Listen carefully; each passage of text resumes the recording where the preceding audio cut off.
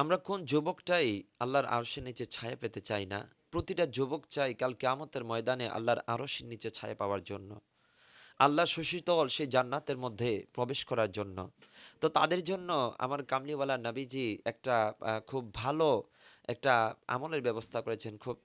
তাদের জন্য আমার কামলিওয়ালা নবীজি একটা ওয়ে দেখিয়ে দিয়েছেন। সহিহ বুখারী শরীফ ৬৮০৬ নাম্বার হাদিস।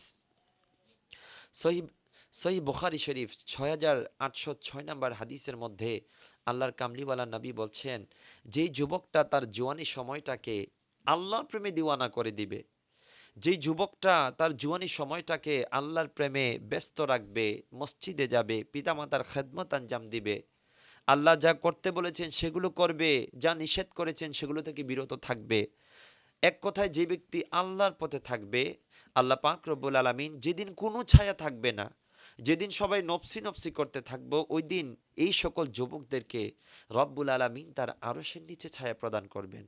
আসুন যুবক ভাইরা ইবাদতে মগ্ন হই, এই জুয়ানি সময়টাকে আল্লাহর ইবাদতে কাটাই। দেখবেন আল্লাহর আরশের নিচে ছায়া আপনার জন্য অপেক্ষা করতে থাকবে।